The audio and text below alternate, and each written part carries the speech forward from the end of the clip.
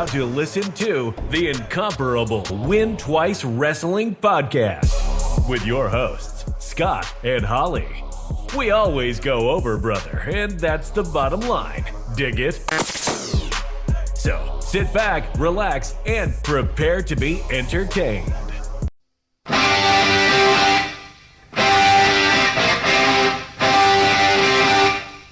WrestleMania 19 marked the first edition of the Showcase of the Immortals post the change in name to World Wrestling Entertainment. The Attitude Era was now in the rearview mirror, and the company was knocking on the door of Ruthless Aggression, although many of the faces remained familiar.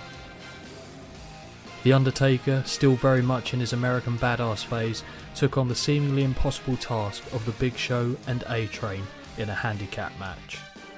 Triple H would look to defend his World Heavyweight title against Booker T in a match that was marred by racial undertones, with the outcome leaving a bitter taste in the mouths of a number of critics. The red and yellow Hulk Hogan Express was still on the WWE tracks and would face off against the owner of the company in a match that was 20 years in the making. Without both of these men, WrestleMania would never have become the animal that it is today. Speaking of animals, the main event of the night would see the future beast incarnate Brock Lesnar challenge Olympic gold medalist Kurt Angle for the WWE title. When all was said and done, the phrase "here comes the pain" would have a very brutal tinge of reality. Over the years, headliners have come and gone, but 2003 would see the final competitive outing during his main run of former WWE champion, the Texas Rattlesnake Stone Cold Steve Austin, at the grandest stage of them all. Facing off against the toughest SOB was a man who would soon be departing himself for Hollywood on a more permanent basis, the People's Champion, The Rock. The Great One will be hoping that third time really was a charm, having already chalked up 2 losses to Austin at 15 and 17. But it wasn't all despair, as WrestleMania 19 also saw the return of the Heartbreak Kid, Shawn Michaels, as he would go one-on-one with Chris Jericho in what was considered a dream match by many, including one of the participants. Elsewhere on the card we would see the WrestleMania debut of Rey Mysterio, as he would look to dethrone Matt Hardy for the Cruiserweight title. The women's title would be up for grabs, as defending champion Victoria was matched against Jazz and Trish Stratus in a triple threat match. In other multi-person contests, the WWE Tag Team titles will be on the line in another triple threat between Los Guerreros, Chris Benoit and Rhino, and the title holders Team Angle. A night of mixed emotions for many, with more highs than lows, but one thing remained clear: WrestleMania would continue to grow and go from strength to strength as the years rolled on. Hello everybody and welcome to episode number 66 of the Win Twice Wrestling Podcast alongside your co-hosts Scott and Holly. Morning, Holly. Morning. You look rosy cheeked and ready to go for this one, is that fair to say? Thank you, yeah. Because you know it's going to be a long one, so you've got to dig in deep, find whatever reserves that you need to get through this, because this is probably going to be all told around about 3 hours, I reckon. Yeah. And honestly, she could not look happier. Just you'll have to take my word on that I always one. look happy. Yeah, absolutely. Yeah, your poker face isn't the worst one I've ever seen in my life, so that's fine. But Holly, we are back on the March Through The Manias. It's been a while. It has been a while, hasn't it? Yes. I'm trying to think. So the last one would have been 18. Was that covered off in January, I want to say? And we did 17 not long before Christmas. Sure. So given that we're well into April now, the weather's changing a little bit. It's starting to hint at summer. Yeah, the best month of the year's coming. Oh, September's a bit far away, isn't it, Holly? I don't know about that. Or is it possibly because it's May? I say that. I don't even like my birthday, so I don't know why I always say that. That's not true. We always go out and watch a lovely wrestling event near your birthday. That's true. Preempts it, but still.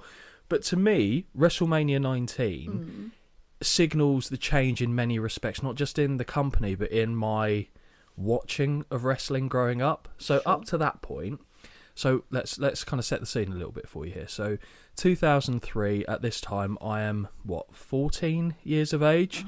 So very much well and truly into my wrestling fandom. Liking girls, liking some of the WWE girls, in fact. Right. And I've actually kind of touched upon one of the changes there right off the bat. We are now WWE. Oh, No yeah. longer are we the WWF? Yeah. The F was told to get the F out with Yeah. one panda hitting another panda with a chair. Mm-hmm. Great shirt, by the way. Yeah. And not only that, but up till this point, all the shows that I had that I used to watch were VHS. Yes. Okay. WrestleMania 19, from my memory, was the first show I remember buying on DVD. Oh, wow. And look where we are now. Wow. DVD is obsolete. I know. I might as well have said, like, AM radio. Like, honestly, it's God. just so antiquated already. Yep. But I remember thinking... That's far too much of a big word for a Sunday morning. I do apologise, can't. but for me, I remember thinking, this is a game changer. Because VHSs, obviously, were very thick. And there was always the risk that you were going to take it out of that machine and that whatever it was called was going to film, whatever it is, was Yep. going to stay lodged in the machine. Very much so, very much so. Although I have had that happen to a DVD player as well. Oh. I had, I think it, well, no, it wasn't, no, sorry, it wasn't a DVD player. It was my old PlayStation 3. I got some mileage on my PlayStation 3.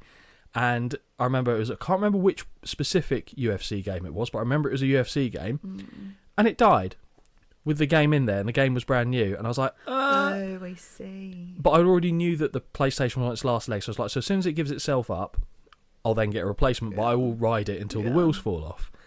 And it died with the game inside, so I got tool set out. I spoke to my grandpa, who had all the tools under the sun, and said, bring me a load of tools round, I need to crack into this. And the pain I felt, it's like I was operating on a family member, just unscrewing this, lifting the lid on this. But I got that disc out, and the disc was fine. So that's the main thing. But yeah, look, in terms of storage, because obviously when I was a kid, I mean, you could make the case now that I'm still very much in that phase if you look at like the shit that I've got on the shelves here.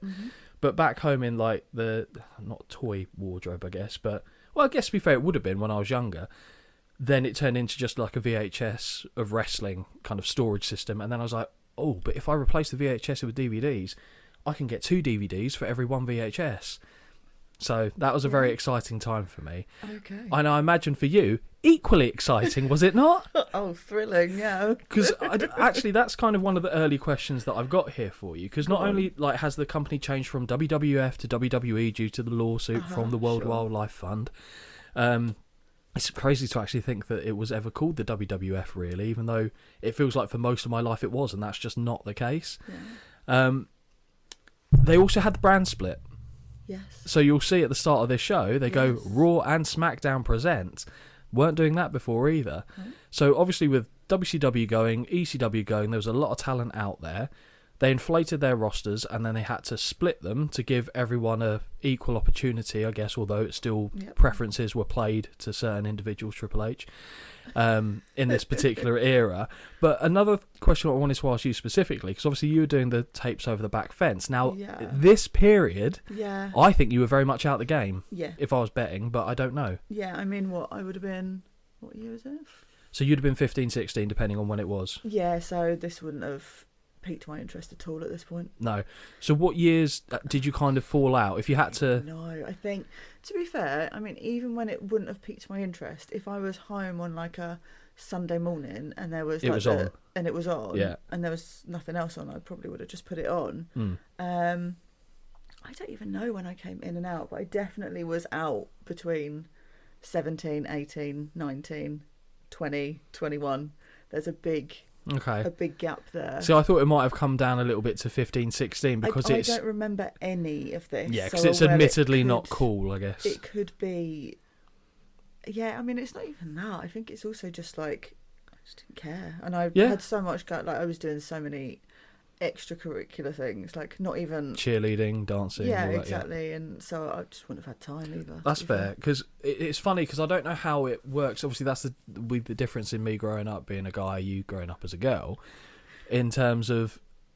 I don't know what the social etiquette is in like circles of girlfriends. Right. Like, so for example, me growing up, like I said, Pokemon hit the scene in 98, 99 round here. Right. So I was about 10. And then as soon as you hit like 12, 13, you're like, you can't be liking that shit anymore because you know you're a wrong un then at that point. And then you're a bit ostracised. And because I was always in the football crowd and stuff like that, they were the cool ones. They were the quickest to kind of leave what is no longer cool. But I don't know how that works. So I don't know. I'm not saying you went around and saying, oh yeah, by the way, Susan. I don't know what your friends' names were. Not Susan. Okay, fine. I don't know what your friends were. Let's go. No, I'll stick Susan now because I like that. Yeah, that's fine. And you go, oh, by the way, did you see what The Rock's doing? I don't imagine that was ever a conversation that was had. No, never. So was it like a not But also, a none of secret? my mates like that stuff. So Yeah, but did they know you did? yeah, Oh, they okay. didn't mind that. Fine. But no, I don't even know. It's a long time ago, but like the mates that I had at that time were all very similar to me in a sense of we were all just quite active in a sense of like everything we did was like clubs and socialising were all very active ones. There was nothing. Didn't really sit and chat about even telly. Like, do you know what I mean? Fine. Now, fine, but that back then didn't really either. Yeah, I didn't know how it kind of works. I guess. About boys. Talking about boys. Oh God. Still sometimes talking about boys, aren't we, in the groups? I imagine that was Friday night. A lot of Friday night that happened.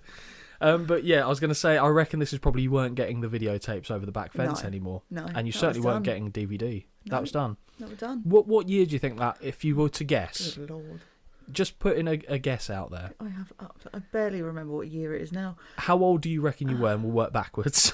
I want to say like 11 maybe? Okay, so fine. So that's about 90, so late 90s, so peak Attitude Era. Probably, because then I suppose I started being able to see little bits more right on telly. Okay, fair enough. Well, interesting to know. So, Safeco Field. It's a big venue. Yeah. It is a big venue. Yeah. Does it feel befitting of WrestleMania? Yeah, I think it's alright. I think so too. Yeah. Seattle doesn't seem like a WrestleMania city, though. Okay. I don't know why. Just personal preference. No, it's just because it's not big. Yeah, because they're now. I guess it's a bit different. I don't know how much they were doing this at the time, but obviously cities now kind of bid effectively to get WrestleMania held with them. So when I think WrestleMania, I say New York, but it's New Jersey for where they usually was it MetLife? Is that the one where they usually go there? Yeah. Or Los Angeles, or they've done Florida. So I imagine these kind of things. So Seattle seems a bit like an outlier to me. I'm not opposed to it. I think the venue was brilliant. Actually, it was really good, and it kind of did well in the transition from daylight to evening. Mm-hmm. You didn't suddenly notice just a massive stark contrast. I didn't think, but I don't know if you felt any different about that, because obviously it very much started during daylight hours and then obviously went to evening. But I didn't go, oh, this is the match that happened first in the dark. Didn't kind of click to me. Clock it either. But WrestleMania 19, the date 30th of March 2003, venue Safeco Field in Seattle, Washington. Soft spot for you. Attendance 54,097 with a pay-per-view buy rate of 560,000. Not bad. Okay. The tagline might be my favourite, most wanky title I've seen for some time as a tagline. Go on. Dare to Dream. Oh, don't we all, eh? Don't we? It feels like it's not quite Make America Great Again, but it's definitely it's a slogan. On the cusp of it, though, isn't it? Dare to Dream feels a little bit more Martin Luther King to me, because he had a dream. Stick that on a t-shirt. Stick that on a t-shirt. Dare to Dream. There you go. Win Twice Wrestling. Dare to Dream. The little dog that could. So you just said already that you didn't really remember anything from this show whatsoever. Correct. Have you seen any snippets in the years since? Probably, yes. But nothing that's immediately coming to mind. No, not right now. No. So you're a blank slate going into this. Yeah. Well, yeah, okay, Most of the fair. time. So WrestleMania 18, we enjoyed that. WrestleMania 17, we enjoyed that. Yes. And I said WrestleMania, but that's not quite what I meant. WrestleMania, that's what I was going for there. Were you hoping, or were you, dare I say, dare to dream, were you hoping that this was going to be of a similar standard, or were you thinking it might drop off? I always hope. There's always hope. There is always hope. Because otherwise, if I go into this thinking this is going to be rubbish, that is almost 4 hours of my life that I'm going to trudge through. Yes. So I've got to be a little bit open to a little bit of glimmer of hope. But if it was a 4-hour Saturday night's main event from 1986, you would be crying. I'm absolutely not. No, absolutely. So to me, we get to the show opening. So to me, the show opening is an absolute classic. We see a number of WWE stars, including Kurt Angle, Brock Lesnar and Booker T, preparing backstage before going out to the ring. As the music in the video package plays, each of the men talk about what WrestleMania means to them. Whilst the wrestlers discuss their perspectives, and as much as I may not like the gimmick, Undertaker, for me, has one of the lines of the entire package. where he says WrestleMania shows that you mean something in this industry. Yeah, fair. Like, yeah, very true. Yeah. Did you know he's undefeated at WrestleMania? Ugh. We will get to that later. Stone Cold says it's like the World Series of wrestling. Sure. Kurt Angle, it's like the Olympic Games and this is the gold medal match. Okay, fine. We now see a highlight reel of WrestleMania moments throughout the years, including the likes of Hulk Hogan, Shawn Michaels, Stone Cold, and even the likes of Muhammad Ali and Liberace. Sorry, Liberace.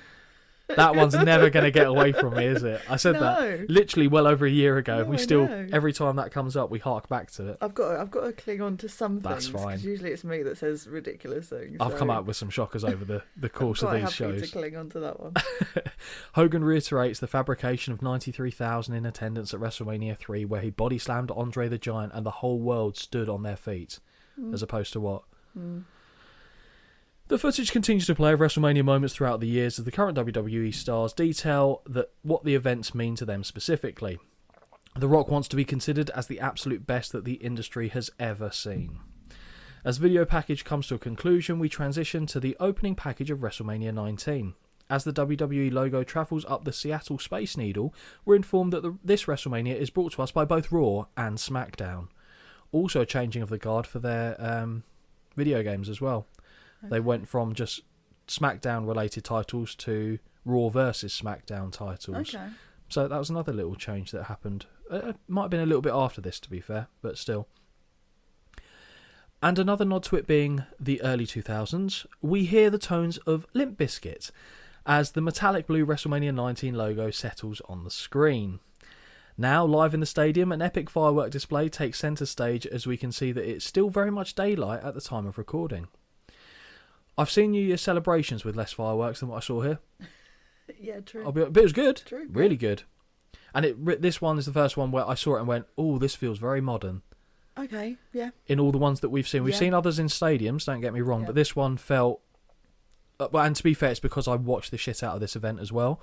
But given the scale of it, and like the pomp circumstance, the fireworks, all this stuff, it felt very well polished. It was, which is interesting when we go back to WrestleMania 20. Right. We haven't got there yet. It will make sense when we see it. Oh no! Not that it's not well polished, but I'll tell you because it's not a spoiler. They're back at Madison Square Garden. Okay. So it's a cool venue, and I really wanted every 10th one to go back to Madison Square Garden, but they don't for obviously financial reasons. But obviously, to go from something that's like 54,000 seater to, I don't know the exact capacity of Madison Square Garden, but I imagine it's somewhere between 15 and 20, somewhere in that region, in an enclosed arena rather than a stadium. It's just a different... It is, because they never then go back to a...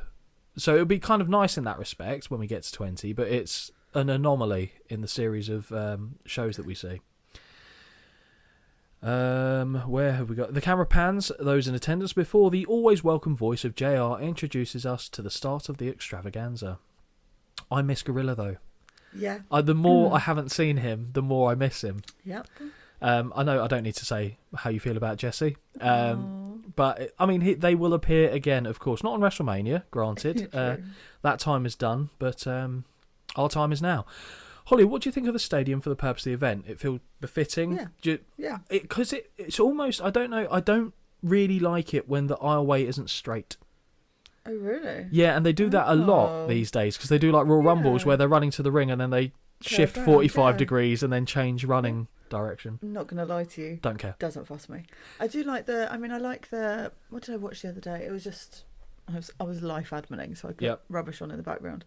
But it was like the best WrestleMania surprises and all this stuff. And of course, I got to the one which was the Hardys coming back for, and that, I think when you pan back and you've got like one camera shot and you can see the ramp down, it's straight into the ring.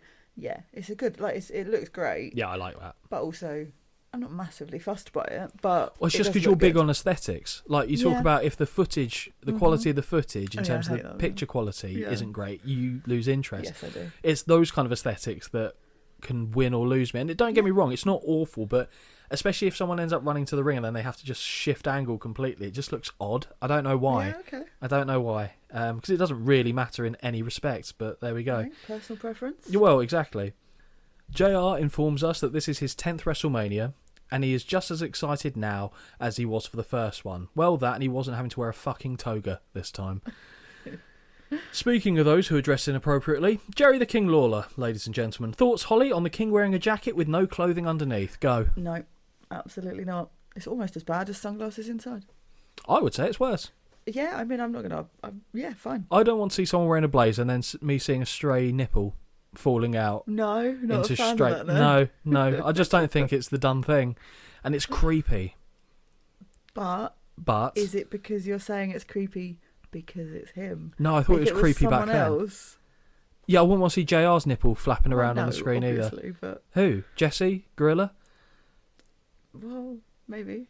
No, I don't want to see a big gorilla nipple either. No. Okay. Although that would be interesting, given how he was always prim and proper, I guess. But or are you referring to the ladies of the WWE? No, I wasn't actually. To be fair. Oh, okay, fine. Whose nipple? Christians, fine. Oh, of course. We can get a little Christian nipple peek. Poking for a string. That is fine. I'm allowing that one.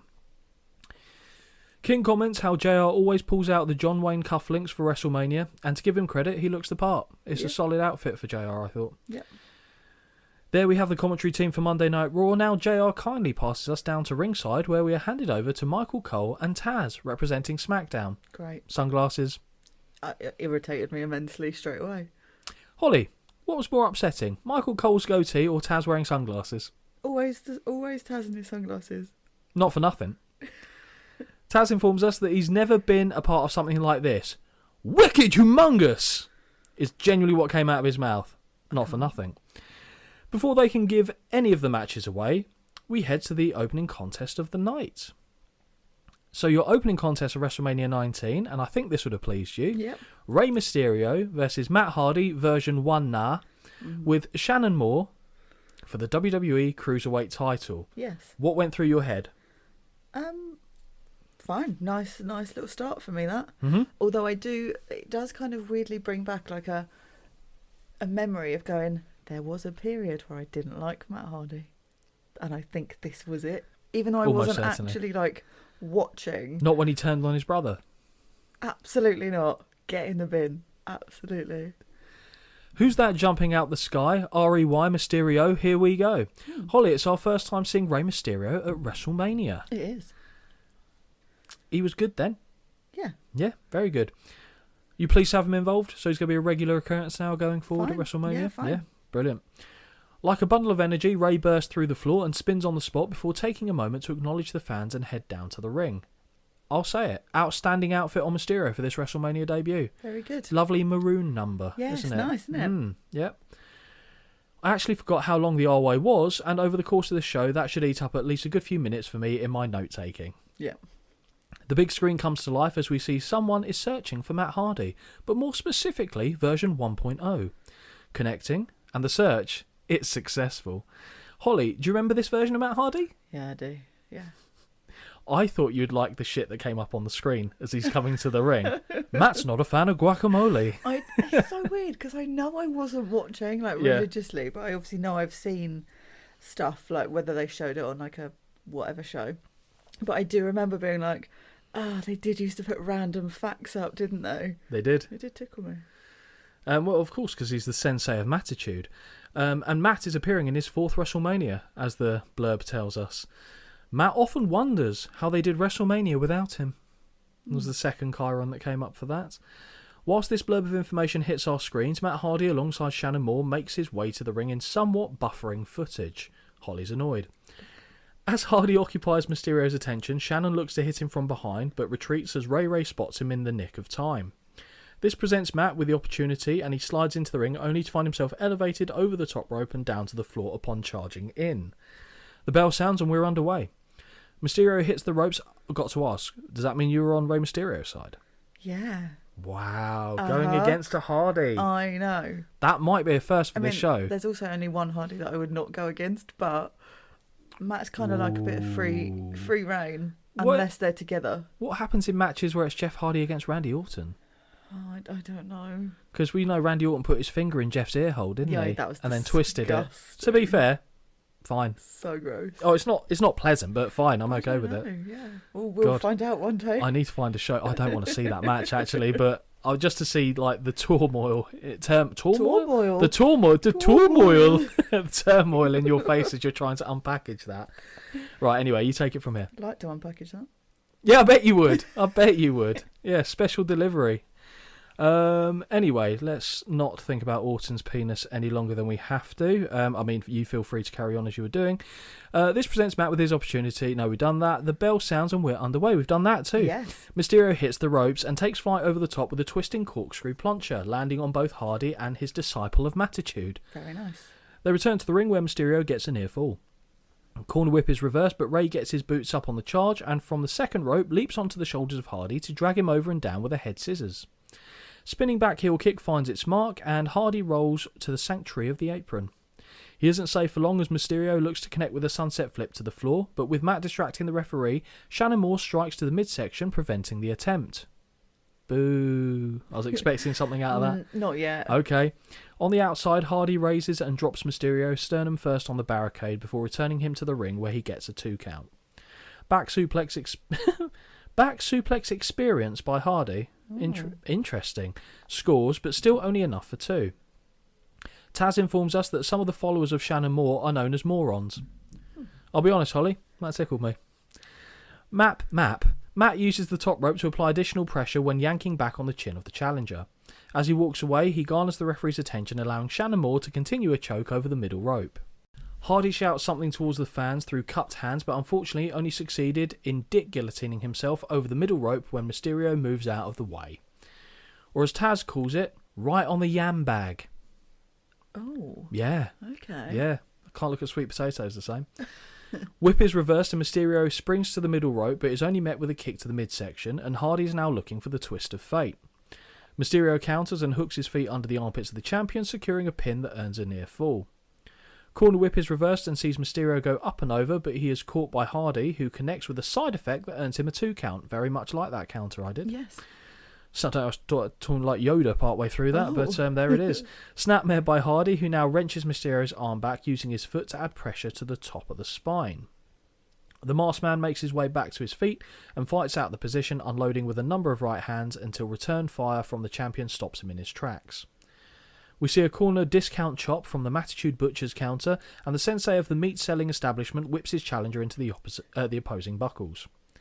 Charging, and Mysterio manages to get the feet up and sidesteps the following charge, which results in the champion's shoulders connecting hard with the ring post. We're going to start drinking. Huh? We are. Yeah. Getting one in early as well. That's what we like to see.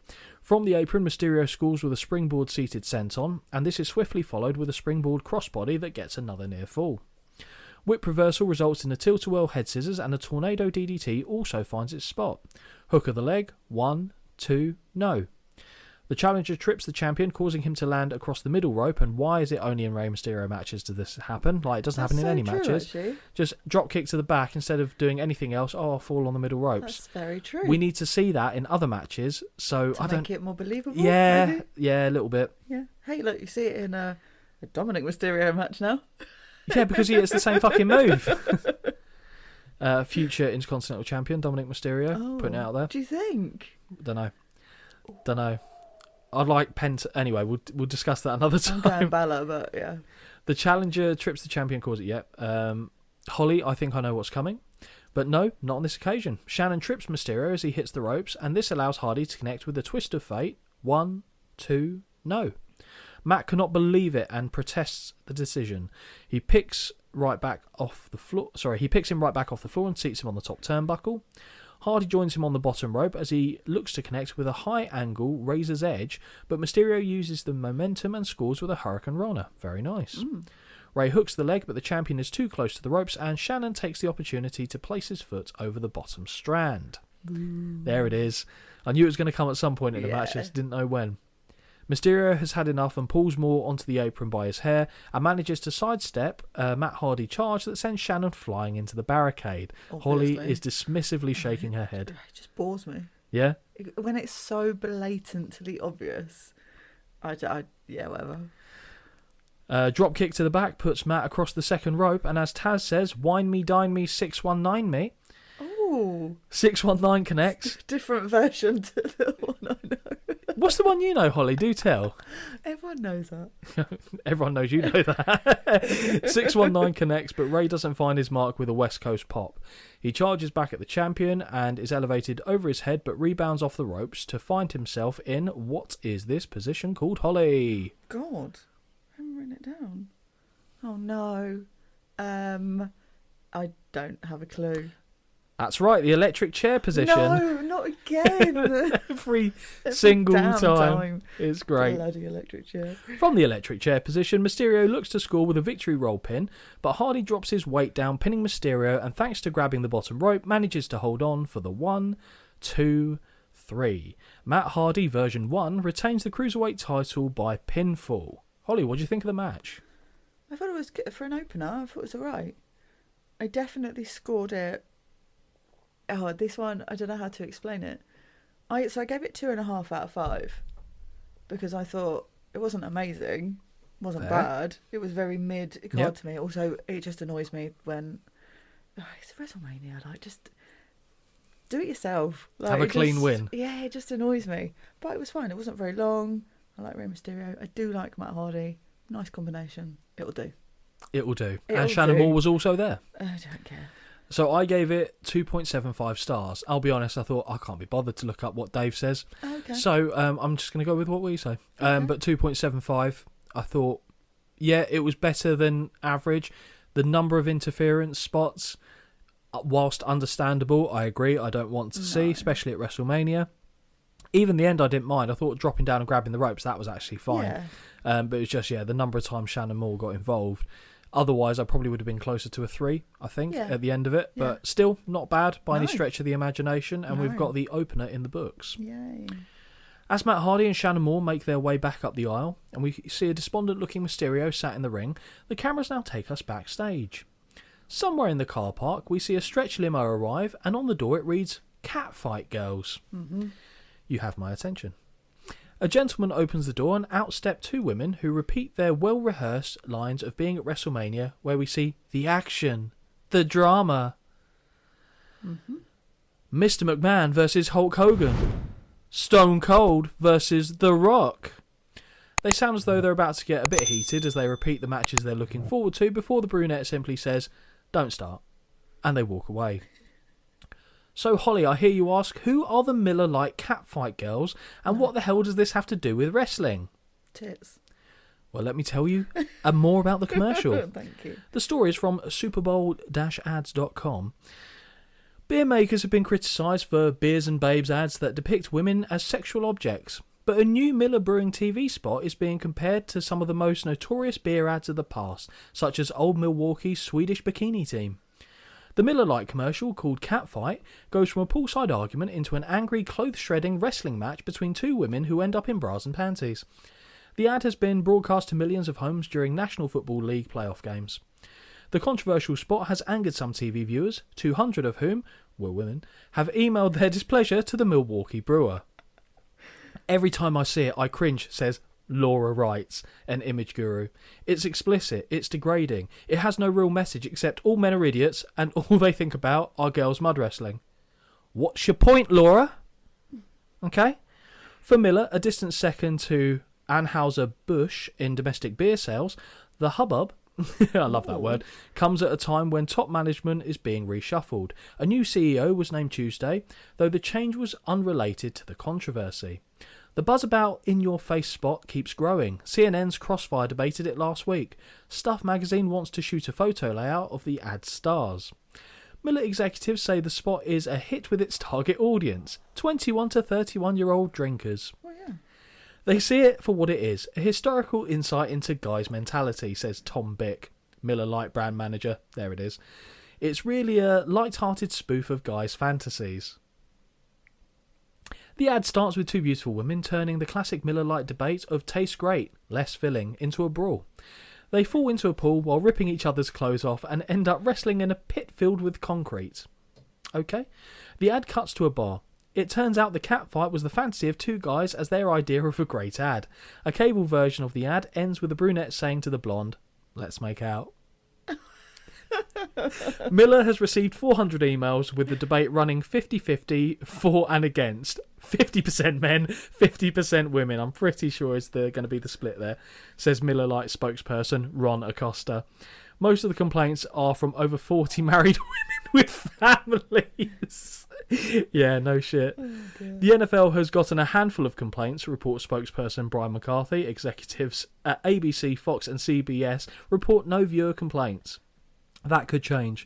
Miller may run catfight on primetime shows and sitcoms, Bick says. But Bick wants to know why Miller is getting slammed for content. That's a lot tamer than some of the reality TV shows popular with consumers. Fair point. The commercial designed to draw attention to Miller Lite's new logo and packaging has been airing since January the 1st during NFL playoffs, college football games and late night TV. So that is the detail of the adverts. Thanks. And this was when that advert was kind of a big hubbub, as they said. Feel enlightened? Yeah. Great. Yeah. The cameras take us back to the SmackDown commentary team where Michael Cole reiterates that the Catfight girls are in the house. Didn't like how he said it, to be honest. Taz has heard that the Catfight girls are into him. Okay then. Sure. Cole asks, how did you hear that? And Taz says, well, I just made it up. I quite enjoy that little interaction. On to more pressing matters, Michael Cole ponders as to whether The Undertaker will be taking on A-Train and Big Show alone or whether his partner, Nathan Jones, we'll get onto him later, will be available to participate in the match. Okay. We head back to Sunday Night Heat from earlier in the day where we see Nunzio from the FBI leave the locker room area closely followed by Big Show and A-Train after having lured Nathan Jones into an ambush. Now, how did they lure him into an ambush in a shower room? Well, he was chasing after Nunzio. Nunzio happened to run into a shower. It wasn't just like where you see Bugs Bunny put like a leg out seductively in the shower to kind of lure something in. Yeah. No, that wasn't quite how it went down. Oh dear. Back in the arena, Tony Chimmel announces that up next is the WWE's, and I quote, favourite band ever, Limp Bizkit.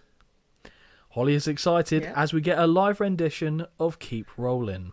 Big fan. Yeah? Big fan. That was a treat for you, was it? It was, because it did also take me back. Like, I love that music at the time. That was proper my... I still do. Yeah, so I was like, oh, this is good. Also, it meant I didn't have to do anything for a couple of minutes. I could just watch. I agree. As the performance progresses, Fred Durst makes his way towards the ring. As he's flipping off the fans, because he's Fred Durst.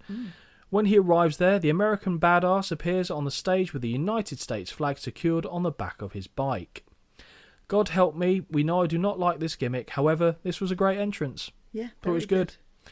The little details, like the emphasis of the fireworks going off to punch the key notes as Taker was sat at the top of the entryway, was great. Undertaker and Fred do a bro shake before the big man is left in the ring by himself. Give me your thoughts on the overall presentation of The Undertaker, because we know you kind of are falling now into my camp of how I view The Undertaker in this period, or in general. Yeah, but for some reason this... I blame Limp Bizkit, I'll be honest. Yeah. It was great. We all blame Limp Bizkit, to be fair. Absolutely brilliant. Also, do you think that... So we've seen a couple of live music performances, and I know there are more to come. Do I think this is the best? Yeah. It's up there, but I really thought Saliva did a good job. Yeah. I thought they were very good, because his voice came through really clearly. And Fred Durst did as well, to a point, but then he's... censoring himself as he's going through his songs. I also feel like this was more of a show. Yeah. As in, like, Saliva was good, but whereas this, like, they had I know it was in the music video as well, but they had the girls, they had, like, and it was... The little kid. Brilliant, yeah. Yeah. As an overall performance, I wouldn't begrudge saying that was the best we've seen, although I'd like to give a special shout out to Mean Gene Okerlund at WrestleMania 1, where he was getting the crowd's participation. But yeah, no, fine. I've not got an issue with it. Fred forgot the words halfway through and just started mumbling them. And Aretha Franklin was good. Yeah. Because she had the piano. Something to think about. Yeah, okay. But yeah, I wouldn't begrudge anyone who said so far that was. To be honest, I think it was good. And The Undertaker's left in the ring, so that can mean only one thing, Holly. A question mark over whether the streak will continue. It does.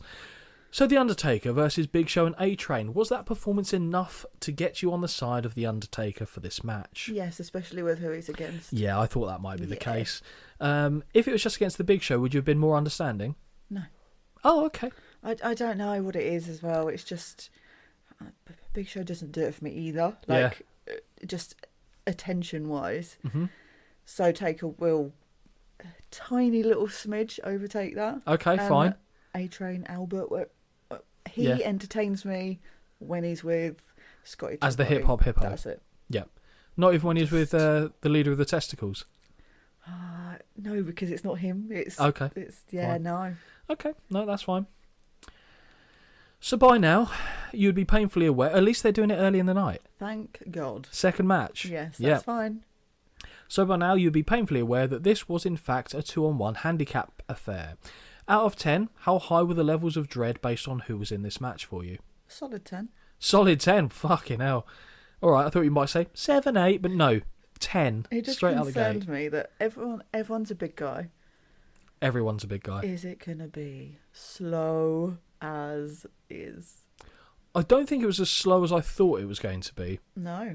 And again, it's weird. I remember the match, but I don't remember a lot of the little details in there, so it's kind of refreshing my memory as we see it back. But I didn't. I will say I didn't hate it as much as I thought I was going to, but I didn't love it. Don't get me wrong. But I guess we'll see what you thought as we get to the end of it. So growing up, even, I was not looking forward to this match, although I was impressed by the sweater that A-Train fashioned and wore down to the ring. Oh, hang on. No, let me get rid of that. That wasn't a sweater. Sorry. Cole was quick on commentary to point out that The Undertaker's WrestleMania streak was in severe jeopardy. And on paper, I guess it would be. After briefly consulting outside the ring, A-Train begins messing around with Taker's bike and even spits on it at one point before making his way into the ring. Yeah, I know, gross, right? In a similar start to the opener, whilst Taker's attention lay with A-Train, Big Show looks to sneak up behind and catch his opponent unsuspecting. Before the dead man is lying... Oh, sorry. What? The dead man... I don't know what it says before. The dead man is lying in wait, and he low bridges the lumbering giant, sending him back down to the floor, which actually I thought was quite good. Yeah. The bell sounds, and this match is underway. Pump kick is sidestepped, and Taker grabs A-Train by the throat. Very early and very impressive chokeslam, but as he makes the cover, sadly this one is not over, and Big Show grabs him by the leg and pulls him to the outside. Holly boos. It's literally what I put. It's a shame that's not it. Yeah, I knew you'd think that as well. A big right hand is ducked, and the dead man connects with one of his own before returning to the ring, just as A-Train rolls out the other side. Undertaker shouts out, "Come on, you motherfuckers!" as the two resume consultation on the outside. Easy for me to say. The consultation, stop using that word, Scott, effectively sees A-Train shout, "Kick his ass!" multiple times at the Big Show. It's effective strategy when it works, I guess. Big Show enters the ring and bum rushes Taker into the corner, but the dead man fires back out with right hands. After a word in the ear, Big Show returns to the fray and he grabs Taker and tosses him into his corner. Big boot lands from the dead man and he alternates punches and elbows to his two opponents. A-Train gets the tag and delivers a knee to the midsection, but his whip is countered.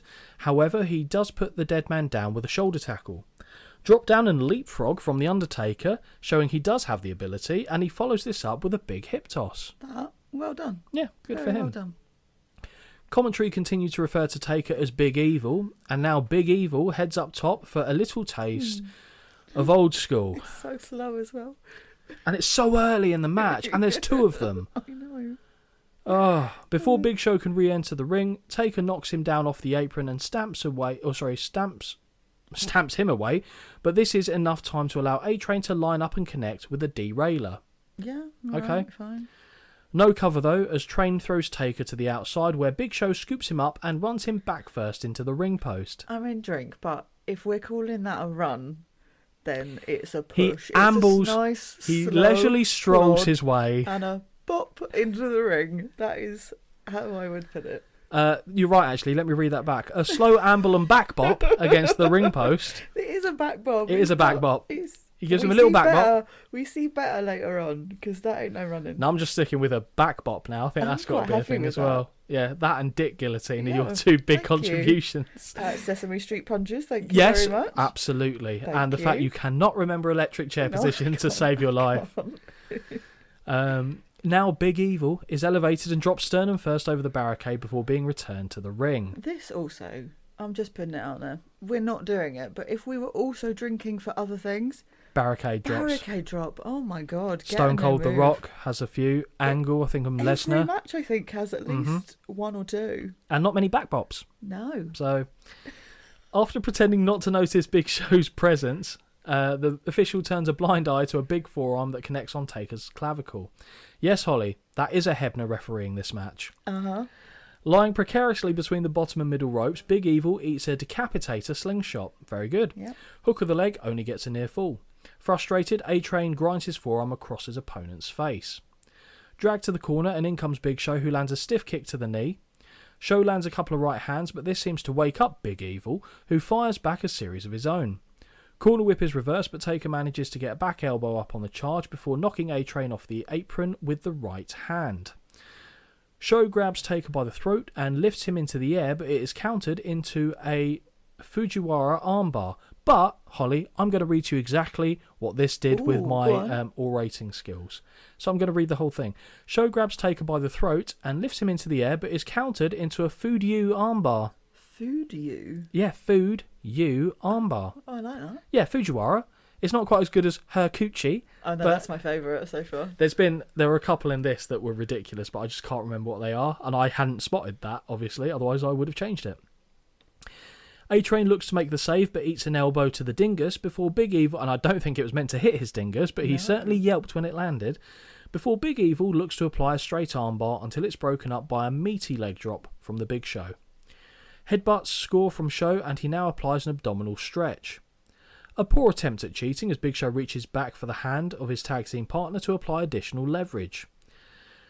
Tag for obviously Undertaker didn't know that was happening though, because when he does it, he doesn't change his reaction any more than when he was first in it. Tag for A-Train, who lays in the boots before reapplying the same hold.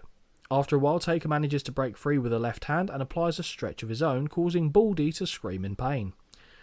Wild right hand is missed and Big Evil scores with a back suplex, resulting in both men being down. Taker blindly walks too close to the opposition corner and eats a strike that that leaves him wide open for a big clothesline. This is only enough for a count of 2. "You ain't so bad, big dog," is what A-Train taunts Taker with as he pushes him in the face repeatedly. Slaps to the face now, and that is probably a mistake. Right hand puts Taker on his back, as does the second, but Big Evil fires back with one of his own. From his knees, Taker lands what I absolutely hate seeing him do, a flurry of blows to the gut and an uppercut to the face, because it just looks stupid. You're like a big man, do big man things. Do big man things. But do you know what I mean? Oh, yes, I'm very well aware exactly what you mean. Yeah, it wasn't like, yeah, okay, we'll leave that. From his knees, he lands that crap. Now on his feet, he ducks the attempts of A-Train and scores with a series of his own. Whip and Taker to the ropes, but he scores with a DDT. He crosses to the cover, but it is not enough as Big Show kicks him in the back to break up the pin. Brian Hebner does what a Hebner does best as he forcefully shoves Big Show back into his corner. Shoving him, it's great. Bizarre. It's great. Hebner will get some flowers later on, by the way, as well. Before Show can clamber over the top rope, he's spun round and eats a flurry of rights and lefts in the corner before a big uppercut knocks him loopy. Running corner splash on A-Train and one for Show, and now the clothesline train continues back and forth, from station to station, as it were. Taker ducks a clothesline and grabs Show by the throat, but breaks the grip to boot Train in the face. Whip sees Big Evil duck a clothesline and connect with a jumping variant of his own, but he cannot avoid the bicycle kick that connects, and I always like seeing Albert, A-Train, whatever you want to call him, hit that, because it looks good. Yeah. Connects with his jaw from the A-Train. Now all 3 men are down. The numbers game may have finally caught up. Chokeslam drives Taker into the canvas, but the crowd comes to life as Nathan Jones sprints down to the ring. We'll get to him again later, Holly. Show meets him in the aisleway, but misses a clothesline and eats a spinning back kick to the head, which was good. Yes. In the ring, A-Train makes the cover and gets the 1, 2, no. Now Jones is in the ring and he scores with a big boot as Taker reverses a whip. Very impressively, Big Evil powers A-Train onto his shoulder and drives him headfirst into the canvas with a tombstone piledriver, which Holly hates. I do hate it, but it was impressive. It was. Hands across the chest, and we get the 1, the 2, the 3. Undertaker is your winner by pinfall and is now 11-0 at WrestleMania. Yay. Before we get to the match, yep. Holly, where does this big big muscly man rate on your Hollyometer? He's all right, isn't he? He's got a good physique on him. Yeah, not bad for a 6'9" guy. Yeah, I mean, he ticks a couple of boxes. Doesn't he? Bald? In good shape? Yeah. Yeah, tall? Yeah. Jamie's ears have picked up somewhere. So, on the Hollyometer, where is he? Oof. I mean, in this show, he's pretty high up there, to be fair. Yeah. 'Cause it doesn't give me a lot else. No, that's fair. But yeah, he's all right. Okay, good. Yeah.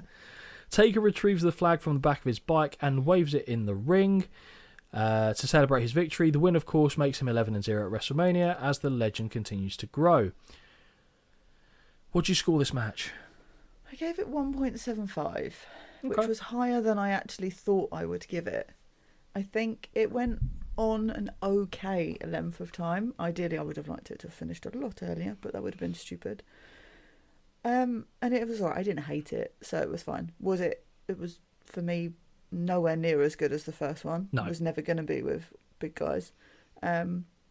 Also, I'm really not a fan of handicap matches. Yeah, I know. I think they're stupid, but it is what it is. Yeah, I'm not a massive fan of them myself. I gave it 1.5. Okay.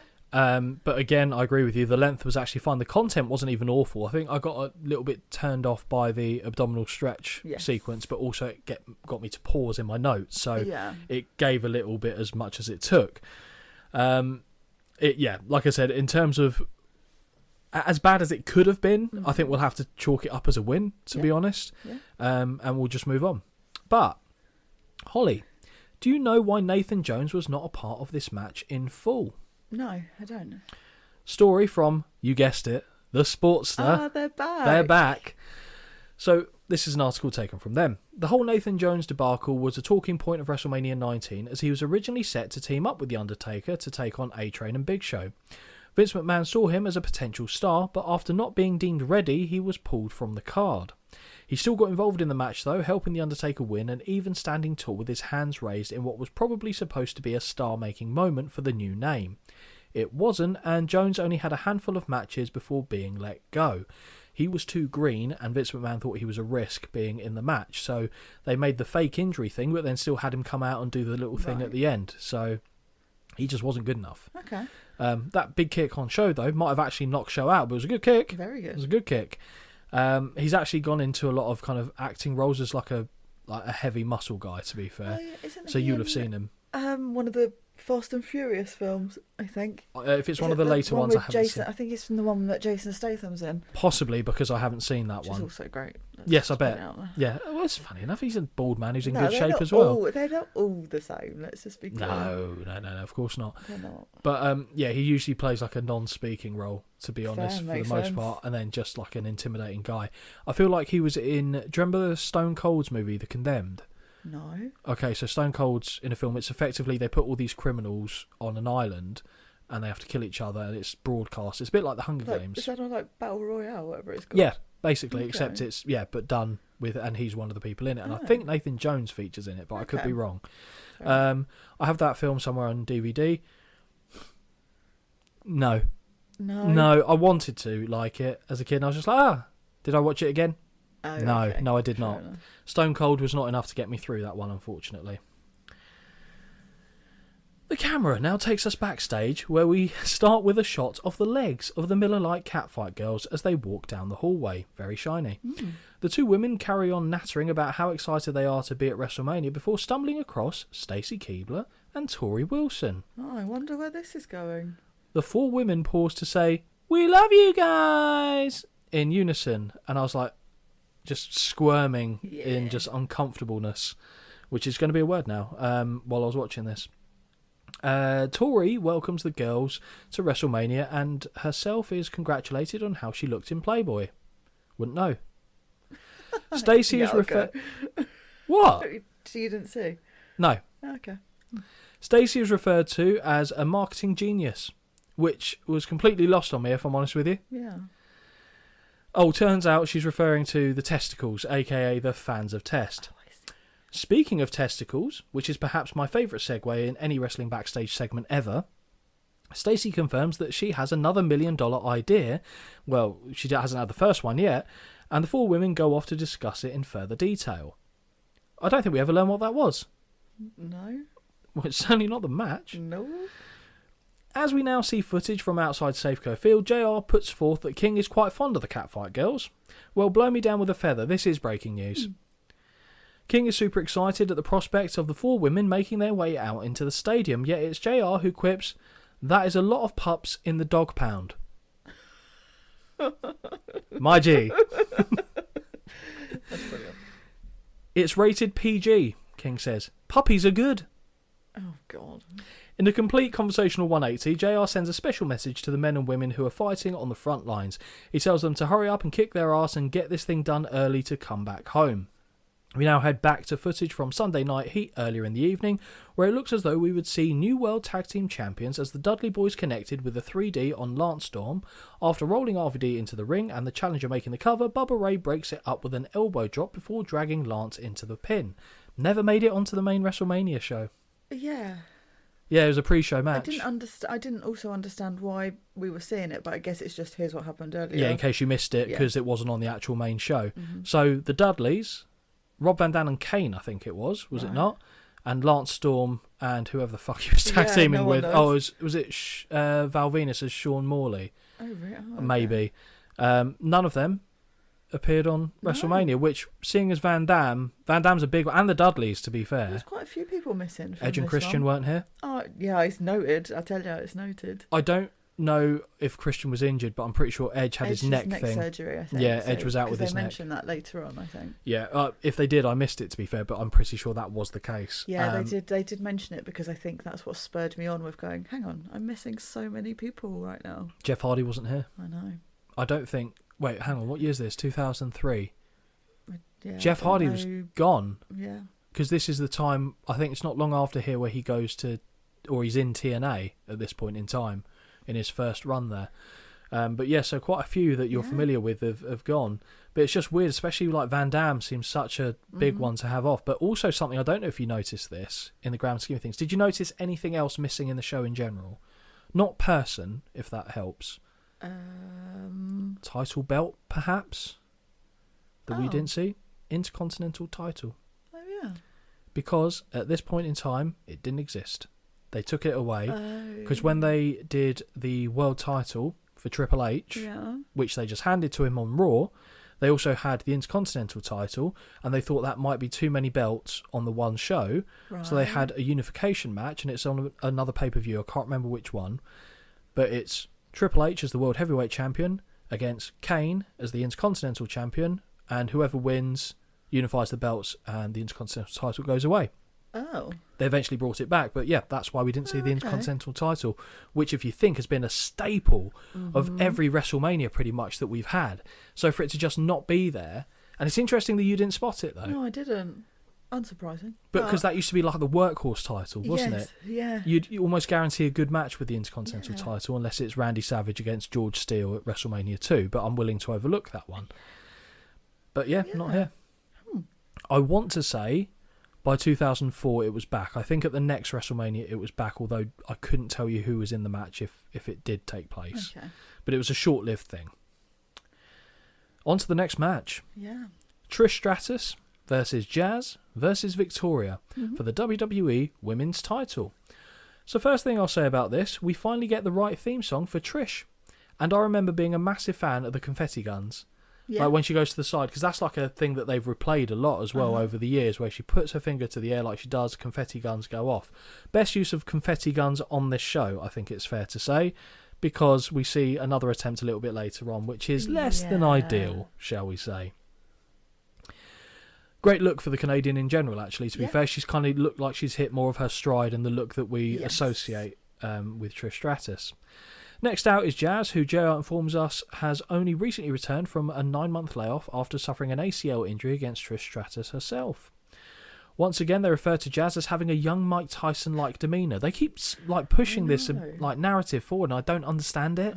She looks like are they saying she looks like a little muscly bloke? I mean, she looks petrifying. Of course she does. She'd kick the shit out of me now.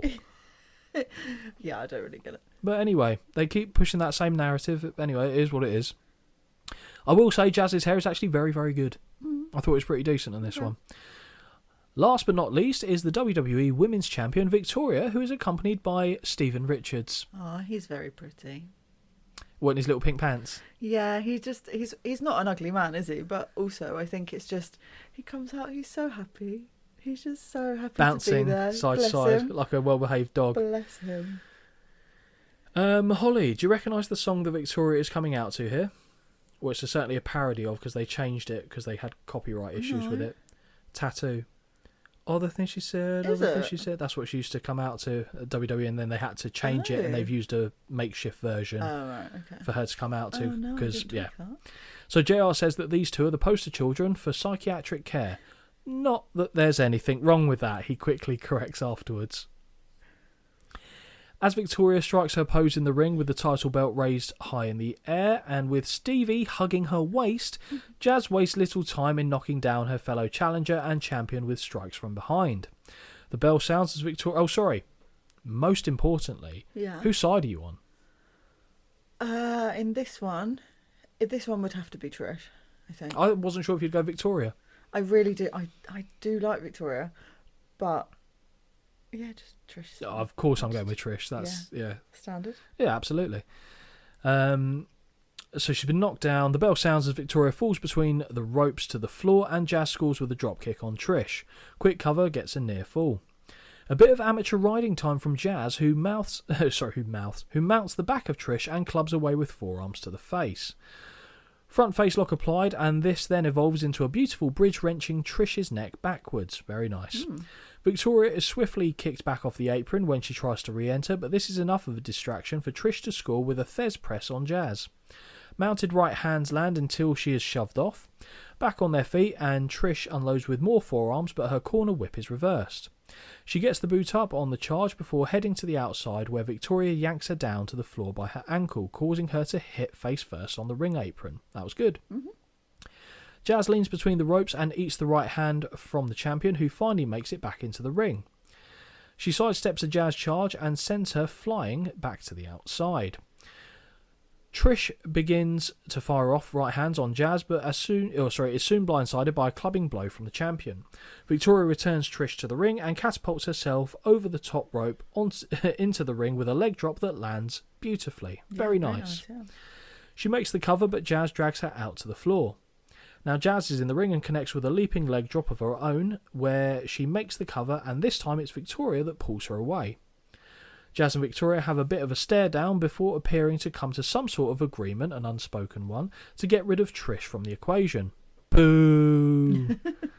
The two women hoist Trish up and connect with a reverse impaler shoulder breaker of sorts. Don't think I've ever seen this before outside of this match. Victoria appears to have somewhat of a neurotic episode, but this quickly changes as Jazz turns her attention on the champion. Victoria reverses a whip and connects with a beautiful power slam that earns a near fall. Right hands from the champion, and she backs Jazz into the buckles, where she connects with a series of shoulder blocks before a right hand puts the challenger on her backside. Trish sees her moment and secures a wheelbarrow pin on Victoria that narrowly misses getting the 3 count. Clothesline by the champion puts the Canadian back on the canvas with force, though. Victoria grabs Trish by the hair and screams that she hates her before slapping her in the face against the ropes. The champion ducks too early off a whip and eats a kick to the face and a clothesline. Trish unloads with more forearms until an uppercut to the spine stops her in her tracks from Jazz. Uppercut to the spine? Oh, a European uppercut. Okay, not literally an uppercut. That makes sense. Nice over-the-shoulder power slam scores on Trish, and Jazz makes the cover but only gets a 2 count. A shoving match begins between Jazz and Victoria, resulting in the challenger backing the champion into the corner with a 2-handed choke. Boo. Yeah. Big slap lands. Big slap lands, but Trish runs the challenger face first into the champion with an attack from behind.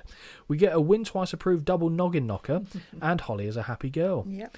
Forearms in the corner on Victoria and forearms to Jazz follow until the champion grabs the Canadian's arms to restrain her. Jazz points the finger but misses wildly with a spinning back kick that instead puts Victoria on the canvas. Schoolgirl pin on Jazz by Trish, and this is only enough for 2. Trish sends Trish ascends, that's it. Trish ascends onto the shoulders of her fellow challenger, and in the what position? Electric. There it is, and secures a victory roll, which gets another near fall. Chick kick scores for Trish, and she hooks the leg, but Victoria breaks it up. Duck of a clothesline, and Trish fires away before whipping Victoria into the buckles. The champion gets the knees up on a charge and climbs to the second rope, but this leaves her in a prone position for a handstand in the corner from Trish into a head scissors takedown. Clothesline on Jazz by Trish, and she now switches her attention between her two opponents. One kick to the midsection puts Victoria between the first and second rope to the floor, which I thought was actually quite good. Yeah. But Jazz catches a kick attempt and sweeps Trish to the ground, where she applies a single-legged Boston Crab. Nice.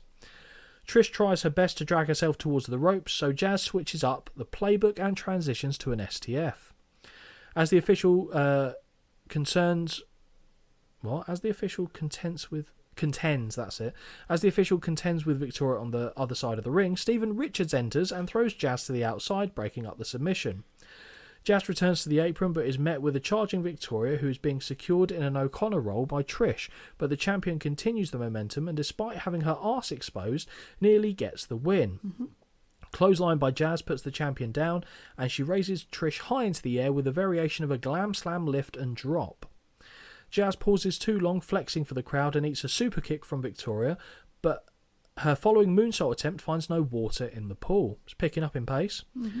Jazz charges, but finds herself elevated over the ropes by Victoria, and she misses her footing on the apron, landing on the floor, where she eats her further right hand to the face. With the official focused on Jazz, Steven Richards re-enters the ring with a chair, but misses his intended target, Trish, and ricochets the steel off the ropes and into his own face. It did make me smile. Of course it did. Even though it's funny, because something that's so obvious can annoy you, and so obvious the other way can... It's silly. Yeah. It's silly, but also it didn't alter the match. No, that's fine. Trish follows up with a Stratisfaction, sending Stevie to the outside after impact. When she returns her focus to the champion, she finds herself elevated into the air as Victoria looks to score with a widow's peak. Trish slips out the back door but eats a kick to the midsection. However, when the champion charges in, she eats a stiff chick kick to the chest, allowing Trish to make the cover for the 1, 2, 3. Trish Stratus wins the women's title by pinfall. Holly, give me your thoughts on this triple threat. Controversially or not, enjoyed this less than the previous one. The Undertaker match? Yeah. Really? Yeah. Why? I just didn't... It was all right. Like, it was all right, but I didn't care. Okay. And I was on the... But you don't care about the Undertaker match? No, but it had me slightly more entertained. Okay. I don't know why, because also the quality was better. Like, there was more actual wrestling. Fine. But I don't know why. It just didn't hit for me. I gave it 1.25 out of 5. Okay. Is it something to do with it being a triple threat? Or let's say if it just been Victoria and Trish. Let's take Jazz out of the equation. I would have enjoyed it far more. So it was too many cooks spoiling the broth? Yeah, I think so. Okay. I do get that, because I didn't really understand Jazz's point of being there. No. Other than she's an okay wrestler and it kind of helps things a little bit. Yeah. The match I didn't think was awful. Yeah. It's funny because a lot of people had such low expectations of this match that what they actually saw, they overrated because they thought it over-delivered. Right. So I know it was fairly well thought of at the time by a number of people, but when you look back at it now, you go, yeah, it was fine. Yeah. It wasn't great, but it wasn't crap by any stretch of the imagination. So I put it in the middle of the road. I gave it 2.5. Okay. I preferred it to the Undertaker match because I cared more about Trish than I do the Undertaker. Of course. Certainly in this Undertaker phase anyway. But yeah, I couldn't justify going higher with it, but it didn't also equally feel right to go too low on it as well. So that's how I landed on my score of 2.5. We go backstage. As Trish celebrates with her new title belt, we are sent backstage to Holly's favourite, Jonathan Coachman. If you could have seen the eye roll just then. This guy goes into the category of people that just wind me up, and I don't know why. I couldn't tell you. I don't know the answer. I wish I knew, but he does go into that category. Imagine if he had a megaphone. Just irritate me for no reason. At least if he had a megaphone, you'd know there's why. your reason. I don't know why. He just bothers me. Probably because he's always talking to the fucking Rock. So I like his interactions with the Rock. It's his interactions with everyone else I don't like. Although I'm not gonna lie. He had a good performance later in the show. Because I actually think he played that very well. Very, very well. Yeah. So standing next to the tuxedo-wearing coach is none other than the People's Champion, The Rock. Mm-hmm. This is the first time, Holly, we have seen The Rock with a shaven head. Is this a preference? Yeah. Yes, it is by far. Okay. This is when he does look... I think I said it ages ago that there is a time when The Rock looks appealing to me. Yes. Not that anyone cares. But, I care. But this is it for me. This is when he looks good or starts to... So on the Hollyometer, where is he? Transform. I mean, he's higher. He'd be a little bit higher than... Nathan Jones? Yeah, just a little smidge. Okay, but he's not going to be the top of the tree, and we know who that's safe for. Yeah. Yep, we will get to a certain Mr. Austin later on in the show. Oh... One day I'll surprise you, and it'll be someone completely fucking random. Oh, I hope so. You go, do you know what? Otis. Nah. Funny only does so much. On his shirt, it reads, "Hit it strong," and I tried my best. Whether he is talking about his opponent Stone Cold or Poontang Pie, I guess we'll never know. Coach asks The Rock how excited he is, given that he's at WrestleMania. As ever, before Coach can finish his thought, The Rock's hand goes up in front of his face, stopping him in his tracks. The people, the same people that booed The Rock at last year's WrestleMania? The Rock confirms he is a sellout. The Rock has sold out this and every WrestleMania he has ever been on. The Rock says that the people hurt him, and therefore tonight The Rock couldn't care less about the people. The Rock is only here to fulfill his destiny, and that is to finally beat Stone Cold at WrestleMania and get the 1, 2, 3. This is the one thing The Rock has never done, and it consumes him. It eats him alive. Tonight is the biggest night of his life. It is absolutely everything. If Hollywood has taught The Rock anything, it is that Act 1 and Act 2, they don't matter. All anybody ever remembers is Act 3. Tonight will put an end to the greatest rivalry the industry has ever seen. When Stone Cold goes one-on-one with a jabroni beating, pie eating, not afraid to sweat, not afraid to bleed, gonna beat that bald-headed bastard, guaranteed. Oh, I was not prepared for that. Oh, nor was my throat. Oh my god. It's wow. just, it's wow. one of, do you know what? I remember that without the show. Do you? It's one of those ones for me of The Rock's that just sticks in my head. Yeah. It's like The Rock talking about the Royal Rumble of 2000 when he's talking about Kane and Undertaker potentially teaming with each other. Or no, sorry, 2001 Royal Rumble. And it's brilliant. We'll get to a show at some point that has that in because I love it. When he wins, The Rock will finally have done it all. Finally. And then walks off. I think it's a good Rock promo. I think it's a good Rock promo. It's fine. Even with the it was a bit much, but I thought it was fine. We now go to the next match of the evening. Yes. What is your... At this point, I literally was like, every single match has multiple people in it. And even a tag match, that's fine. Why are there 3 teams? I agree, because I don't know... Well, weirdly, I guess, are Los Guerreros a face team in this? Team Angle are heels, obviously. Yeah. Rhino and Benoit are baby faces. Are Los Guerreros, which side of the fence are they on? Is it because Benoit and Rhino feels like okay, we'll give you this, so we just put them in a match and hopefully it lands? But they seem to be like the only out-and-out faces, in my opinion, in this match. I don't think Los Guerreros are quite there yet. No. Because they've not got the same... Like, Eddie's not got the same swagger that he does when they're faces. But the match, Eddie and Chavo Guerrero, a.k.a. Los Guerreros, versus Chris Benoit and Rhino versus Team Angle for the WWE Tag Team titles. Other than it being a multi-team match, which you've already kind of let your thoughts be known about, were you intrigued, interested? Yes. Already? Okay. Yeah. Okay, what was it that was the most intriguing part of this dynamic for you? 2 of the teams that are in it. Los Guerreros and Rhino and Benoit? No. Team Angle and Los Guerreros. I actually remember. I like them. Yeah. Yeah. And we've seen one of them wrestle in person at Progress. Yes, we have. We have. So if I have to put you in one of the corners, ooh, who are you going with? Ooh, that's hard. Yeah, that's really hard. I hate to say it, but it would have been Benjamin and Haas. yeah, Team Angle. yeah, I would have been in Los Guerreros. yeah. I mean, to be fair, actually, it's one of those matches where I'm just like, I don't mind. What if Rhino and Benoit won? That would have felt weird. I don't know. I don't think it would have fussed me, but Okay. I wasn't as particularly interested. Fair I enough. think. Did you know that Rhino broke his neck? What? Did you know that? Did you know that Hardcore Holly broke his neck? He's not even on this show because this is when he broke his neck after Lesnar dropped him on his head. Oh, brilliant. Yeah. I always forgot how much I enjoyed Los Guerreros' entrance music. Absolute, unmitigated, unapologetic banger. Yeah. Holly, did you know that Chris Benoit and Rhino both broke their necks? Shut your mouth. Not joking. Shut your mouth. Yeah. I wonder how many times we will hear that during this match. Apparently Benoit was sat in a skybox at last year's WrestleMania in a neck brace crying because all he wanted to do was compete at WrestleMania in his home country. Do you feel sorry for him? No. Nah, it's hard to, isn't it? Yeah. It is very hard to. I expect that, Holly, you'll have been intrigued by this match prior to the bell sounding. Mm-hmm. As soon as Team Angle hit the ring, an all-out brawl ensues. The bell sounds as the brawl, the brow, Ooh. amazing. The brawl continues and the referee tries to get some semblance of control. Eventually it settles down and we are left with Charlie Haas and Chavo Guerrero.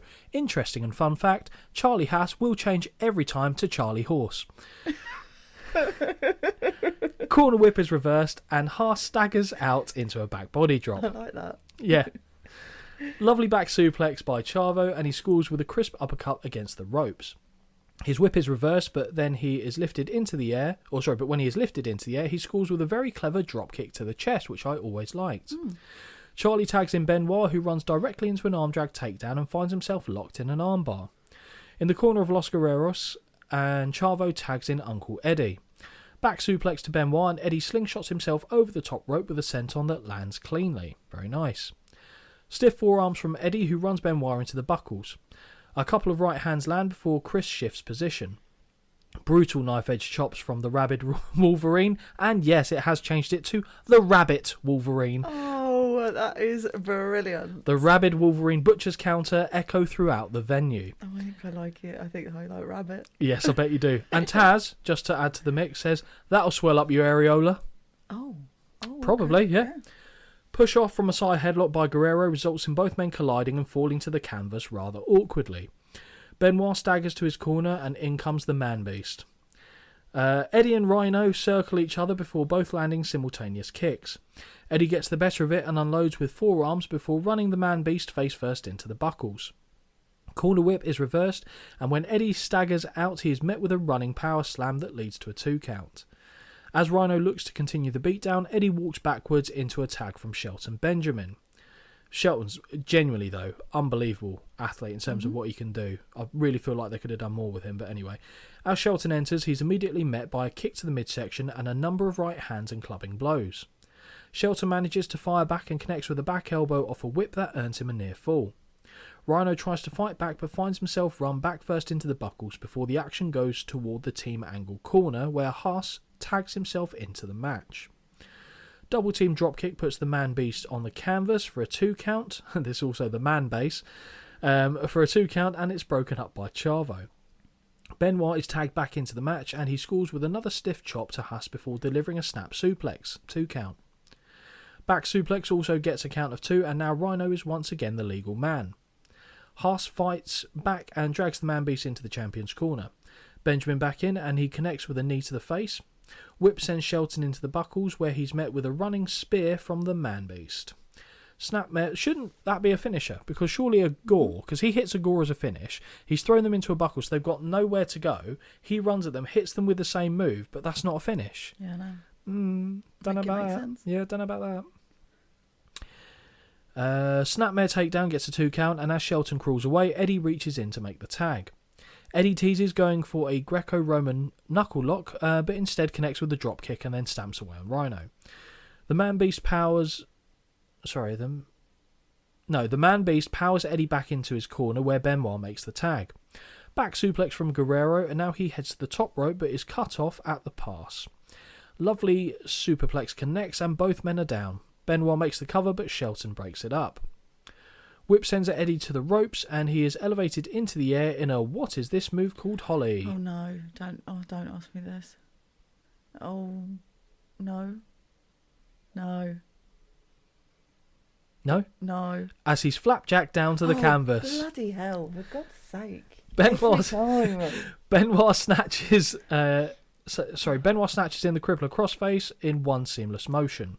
Goddamn, he was smooth. So annoyed with myself. Huss breaks up the submission to save the titles for the champions. Tilt-a-whirl sees Guerrero land on his feet and connect with a knee to the gut before scoring a great brainbuster, causing Holly to wince. Mm-hmm. Guerrero half lands in a cover, which Huss has to break up once again.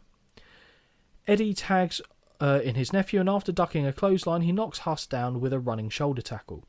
Spinning head scissors sends Shelton flying, and Rhino is knocked off the apron before he can enter. Wild left hand from Chavo is caught by Benoit, who looks to apply the crossface, but he cannot secure it and settles for a series of German suplexes instead. Before the fourth connects, Chavo wildly reaches out and tags in Shelton, who lines up Benoit and connects with a super kick as he turns round. Hook of the leg, and we get the 1, 2, no, Eddie breaks up the pinfall. Whip is reversed, and for a second time in this match, Eddie and Benoit collide heads. Everyone is down. I think the first one was an accident. Yeah. Because, I just think they missed their cue. Body slam by Benjamin, and he lands a leg drop on Benoit after kicking Eddie to the outside. As Shelton makes the cover, Eddie takes flight from the top rope, connecting with a frog splash. Chavo tags himself back in, but misses a clothesline and is sent flying overhead with a belly-to-belly throw. As Huss returns to his feet, he is met with a brutal gore that scythes him in half. Rhino now lines up Chavo and connects with a second gore, but he's pulled underneath the bottom rope, courtesy of Eddie. A disoriented Shelton crawls into the cover on Chavo, and we get the 1, 2, 3. Team Angle retained the WWE Tag Team titles by pinfall. Holly, what did you think of the match? I really enjoyed it. Yeah? I thought it was really good. Nice pace. There was a lot of content, finally. Like a lot of good content. I just put really easy to watch. Really good. 3.5. Wow. Yeah, I enjoyed it that much. You enjoyed the match, yeah? I did. Yeah, I can't say I went that high. I went 2.5. Thought it was fine. The issue for me is I didn't care. Okay. I didn't care who won. It meant nothing to me. The match itself was fine, but given how little I cared about the end results, because whenever I see a thrown together tag team, like Rhino and Benoit were, I go, they don't care, why should I? Yeah. As in, like, when I say they, I don't mean Rhino and Benoit, because they're getting a WrestleMania payday, that's fine. Like the booking team, I just go, I'm not invested in it. Do you not think they just put names in a bowl of all the people that had broken their necks, and then just picked 2 out and went, because all together? Well, maybe, because everyone else who'd broken their neck was out. Exactly. So Kurt Angle was out in the main event. Yeah. We had Edge, obviously, was on the shelf with a broken neck. Hardcore Holly, I don't know if you know this, Holly, he broke his neck. No. He was out on the shelf as well. So maybe they were only left with 2 names in the bowl. Yes. The Broken Neck Bowl of WWE headquarters. In my head is how it worked. Yep. Well, I mean, it might well have done, to be fair. But, so that one is in the books. After Team Angle's celebration, the cameras take us backstage to the locker room where we see Tori Wilson taking a photo of the Miller Lite Catfight Girls and Stacey. Once again, the Catfight Girls say how excited they are to be at WrestleMania, and Stacey is quick to tell them that this is all thanks to Vince McMahon creating WrestleMania 19 years ago. Tori clears her throat and apologises for having to correct Stacey. Silly goose. But it was actually Hulk Hogan that made WrestleMania what it is. You can see where this is going, as the two women begin to get into somewhat of a heated argument. Stacey puts her hand in the face of Tori and says, "Whatever," before storming off. With the two WWE women now out of camera shot, the Catfight Girls do what was always expected, as they pick up the argument from where Tori and Stacey left it. The brunette challenges the blonde to settle this in the ring, given it's WrestleMania. The response, "No, let's settle this in bed. Take my money and take it now." They then begin to argue on this point, settling it in the ring or in the bed until they come to some sort of agreement, which is unclear as to exactly what that is. Yeah. King excitedly talks about the Catfight Girls and the effect they're having on the women of WWE and questions, what do they mean, settle it in bed? Lawler says that JR may have to continue commentary by himself for the rest of the evening, so he can obviously knock one out. That's fine. Be alright with that. What, him knocking one out? No, him just not being there. there. Fine, yeah. JR says, well, now we have to take it back to wrestling to bring King back on topic, as they then begin to discuss the one-on-one match between Chris Jericho and the returning to WrestleMania, Shawn Michaels. Holly, how do you feel? I'm quite happy with this. Yeah? Yeah. So it's been a while since we've not had Shawn here. Have you missed his presence on WrestleMania? Absolutely. Yeah? Mm-hmm. Is he to you Mr. WrestleMania at this point? Ooh. Who is your one standout performer from WrestleMania? God, I don't know. We're just shy of the halfway mark. You've seen just shy of half of the WrestleManias on offer. I mean, up until this point, I think probably. Who are the other contenders for you, though? I don't know. Off the Savage? cuff. Hogan? No. No. Ted DiBiase? God. No. No, okay, fine. The Hardys? Not yet, I don't think. I don't think if it's they from were going one, to. If it's from one up to now. Bret Hart? No. Stone Cold? That's your challenger, I think. Okay. That is potentially a challenger. For me, the two clear, outright contenders for best performers at WrestleMania are Shawn Michaels and Bret Hart up to this point. Okay. They've delivered in every match that they've been in. Oh, that's a good question. Yeah, I just thought I'd put that out there for you. It's one Yeah. to think about, one to percolate on, if you will. Oh, gosh. King doesn't know if Safeco Field is big enough to contain the two egos of Michaels and Jericho. We now get shown a VT package of the rivalry that has led to this match. Jericho says that there was nobody more excited than he was to see Shawn return to the ring, and that is the heart he displayed was off the chart. From there, we see footage of Shawn kicking Jericho, Jericho low-blowing Shawn, and the continual back and forth between the two men.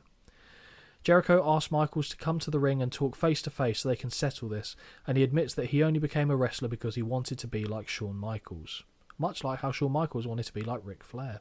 Ooh. This comment looks to touch the Heartbreak Kid, who drops his head.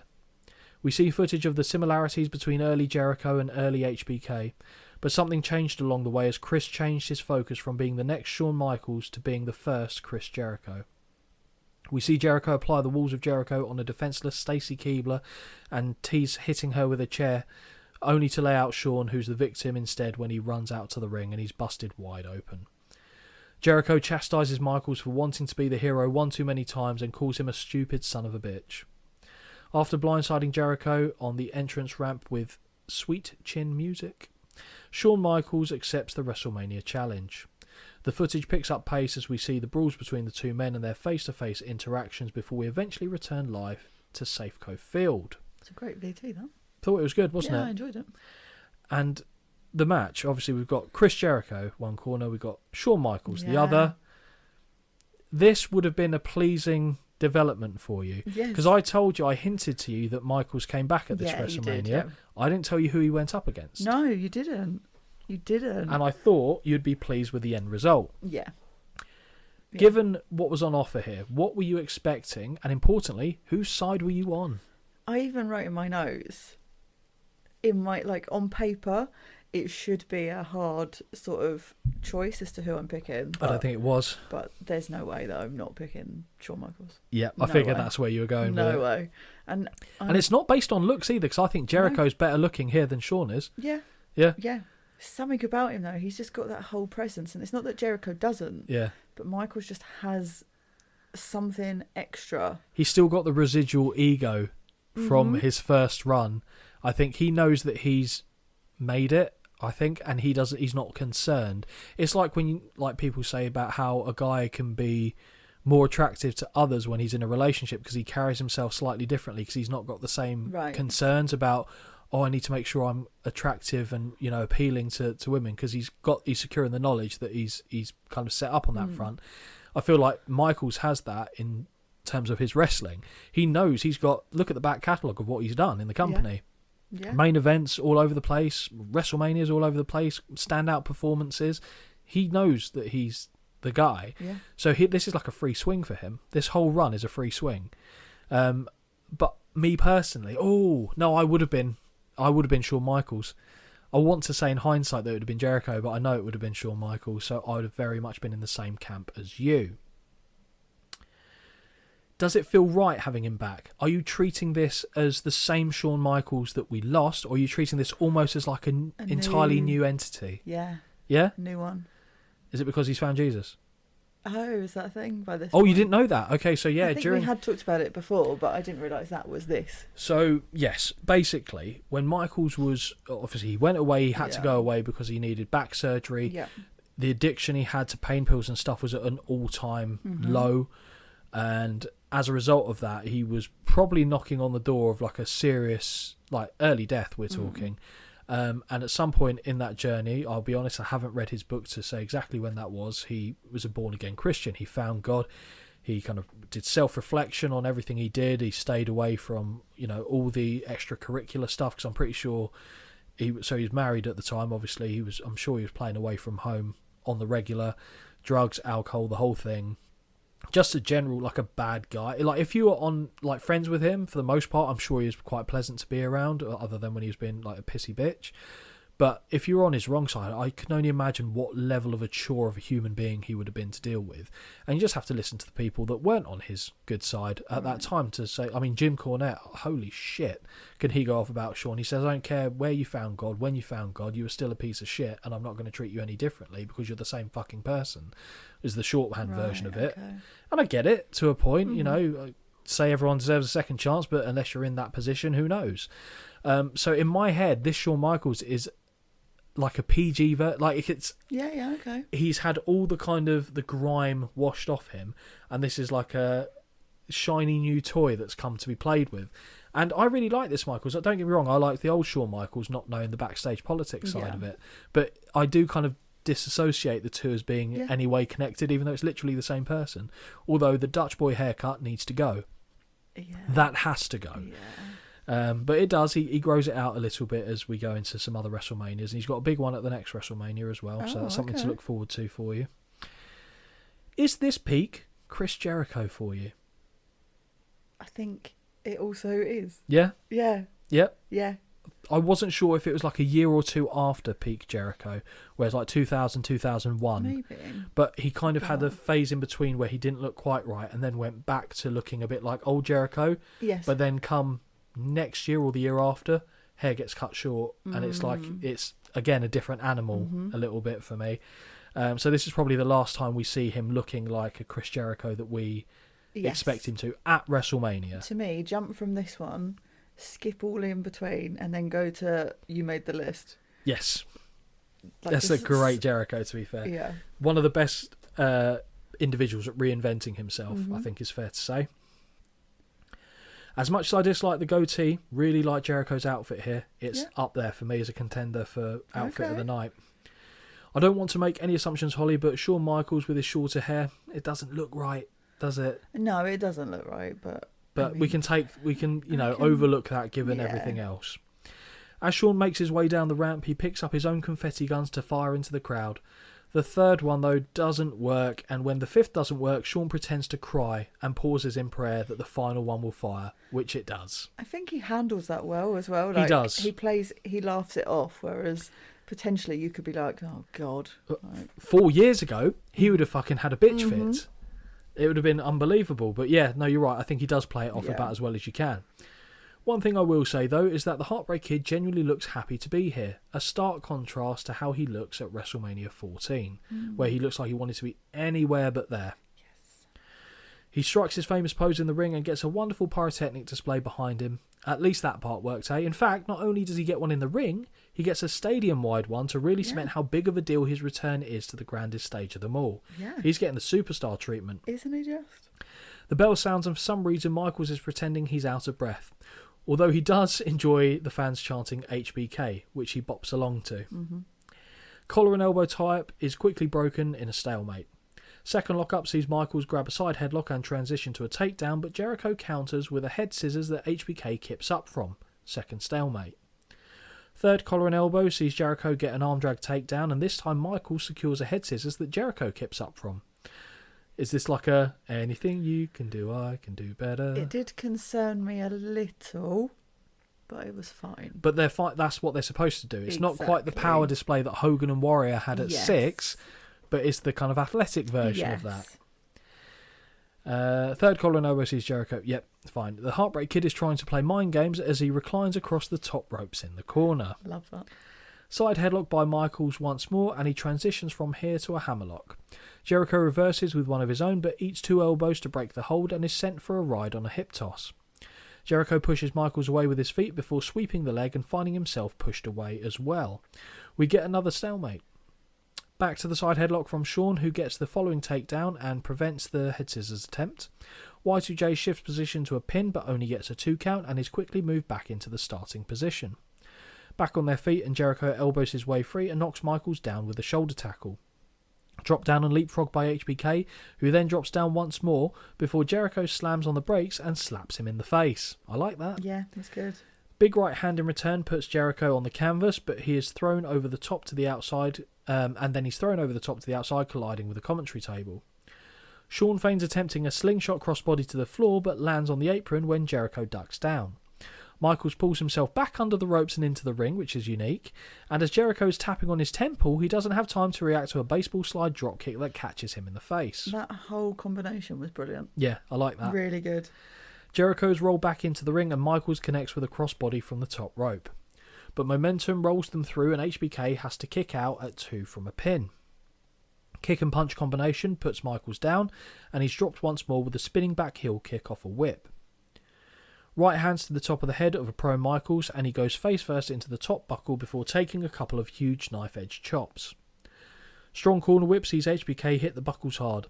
Choke from the second rope by Jericho and he sends Michaels into the buckles once more before connecting with a running bulldog. No, he's pushed off and connects groin first with the middle buckles in the opposite corner instead. Good. Dick guillotine. Yeah. Michaels picks the legs and applies a figure 4 leg lock that sees Y2J scream in pain before he manages to reverse the hold, but only for a moment. Knee breaker by HBK, who looks to reapply the hold, but is kicked off and connects shoulder first with the ring post. Drink. I could see you bracing yourself for that one because you peered up. Yep. Michaels ducks under a clothesline but finds his charge sidestepped and he goes over the top but manages to hold onto the top cable to skin the cat and drag Jericho over the top with a head scissors. It was a little bit... Guillotine-y. Yeah, and a little bit kind of slow, but also still very impressive. Yep, very much so. Slingshot crossbody to the floor finds its spot and we get another HBK chant. The fight starts to go up the aisleway with Michaels landing right hands. However, after intimating he would hit the official, he misses a drop kick and is caught and turned into the walls of Jericho on the floor. The noise of that thud of him hitting, I can't... It's a painful sound, isn't it? Yeah. You know that didn't feel good. Charles Robinson begins his count as the hold continues, but Jericho wisely returns before he can reach the count of 10. JR, boy oh boy has the damage been done. Jericho heads back out of the ring to retrieve his opponent and runs him back first into the ring post, not once, but twice before dropping him to the mats. 2 drinks. Was it a 2 back bop? Yeah, but this one looks Was better. so much better. Yeah, it did. He takes a moment to goad in the ring and it's greeted with a shower of boos. Shawn manages to drag himself back onto the apron, but a springboard dropkick sends him right back down again. They return to the ring where Jericho scores with a back suplex, again dishing out damage to HBK's lower back.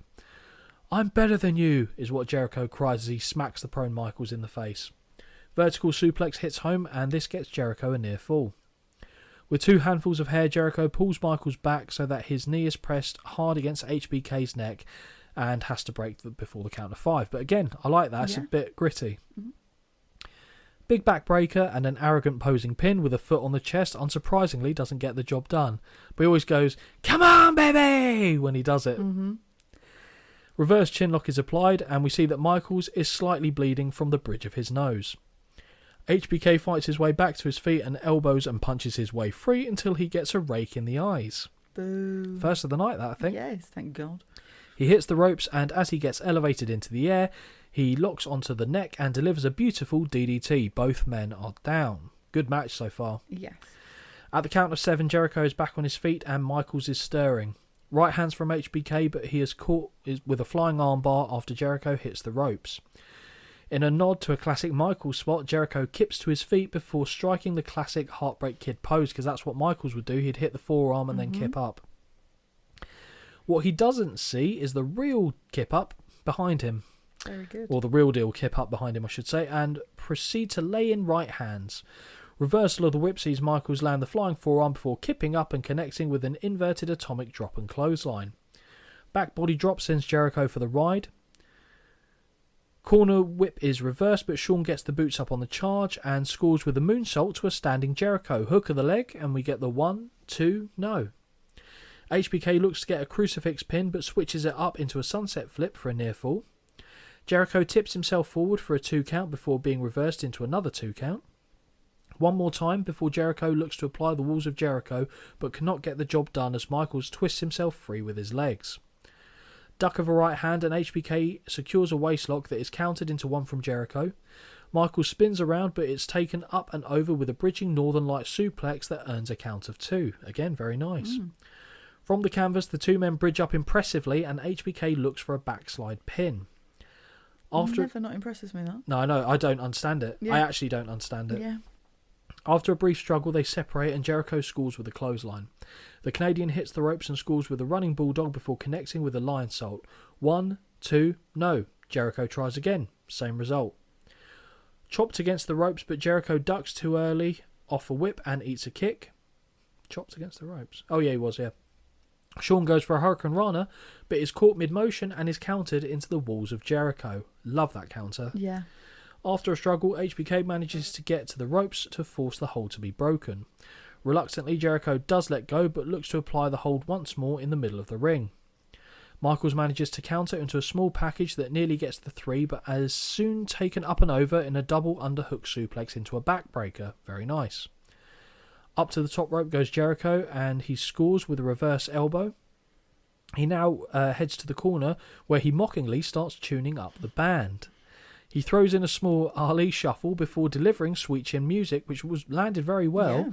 The cover, and we get the 1, 2, no. HBK kicks out. Forearms in the corner by Jericho, and he whips Michaels to the buckles, but he springs off and lands a crossbody as well as mounted right hands. Back on their feet, they exchange strikes until Michael trips the leg and looks to lock in the walls of Jericho himself. Jericho fights the position but finds himself catapulted face first onto the top of the ring post. Drink. Schoolboy pin gets a near fall. Michaels misses a strike and eats some stiff blows to the lower back before being seated on the top turnbuckle. Jericho joins him up top and looks to secure with a back suplex, but it's countered in midair into a crossbody. It looks like he landed on his head as well, which was quite brutal. After both men lay motionless, HBK drapes the arm over for the cover, but it is only enough for a count of 2. Back to the top goes HBK, where he looks to score with an elbow drop, but Jericho wisely pushes the official into the ropes with his foot, dropping Michaels crotch first onto the top buckle, aka the Dick Guillotine. Yes. Jericho apologises to Charles Robinson before returning his attention to Michaels, where he joins him up top again. Superplex is countered and Jericho lands face first on the canvas. Elbow drop follows and HBK begins dancing. It is time, Holly, to tune up the band. Jericho ducks the impact and scoops the legs to put the Heartbreak Kid back in the walls of Jericho. Shawn claws his way to the ropes but finds himself dragged back to the middle of the ring. On the second attempt, he does indeed make the ropes and Jericho is beside himself. Jericho falls to his knees pleading with the official, saying, "He tapped out! He tapped out!" He turns back and runs directly into Sweet Chin Music, folding him to the canvas. Slowly but surely, HBK drapes his arm for a cover, and we get the 1, 2, no. Jericho kicks out. I thought that was going to be it. Yes. Corner whip is reversed and sees Shawn go upside down in the buckles. Back suplex results in HBK landing on his feet, where he secures a wheelbarrow pin and holds on for the 1, 2, 3. Shawn Michaels is your winner by pinfall. Very good match. Very. Jericho appears to be crying with his head rested against the bottom rope as HBK points to the heavens. Michaels points to his fans before settling his gaze on his beaten opponent. He offers Jericho a handshake and is greeted instead with a hug. But before Chris walks away, he kicks his hero in the nuts and hugs him as he falls, before shoving him to the ground by the face. JR is disgusted and King says, "You can't trust those young lions." The fans drown Jericho in boos as his music hits and he makes his way backstage. Holly, what did you make of this match? I really, really enjoyed this. It was very good. It hit everything it would, like a good one would do for me. Really, really enjoyed it. Yep. 4.5 out of 5. Yeah, that's fair, I think. I was a little bit lower than you. I went 4.25 for my rating, but it's a very good match. Yeah. told the story really well. It was nice to see Michaels back. It was nice to see he looked like he was enjoying it. He didn't look in pain, as he had obviously before he went away. And it's just two great wrestlers having a great wrestling match. I was invested. Which always makes a difference. By far the standout match of the first half of the show, to be honest, by some distance. I agree. Although it's building up, because you quite like the tag match that came before it. So you were you've had your low points. W is starting to take shape. So in theory, the next one should take you down. But I think, Holly, this probably is a good place to draw a line under the first half of this recording. Obviously, with WrestleMania and any show that is of significant length, we'll probably do the recording in one sitting, but split it out into 2 episodes to not bombard everyone and to make sure we're getting our time as well. But yeah, hopefully you guys have enjoyed part 1 and you will tune in next week for part 2. Bye. Until next time, this has been a Win Twice Wrestling production. Peace out.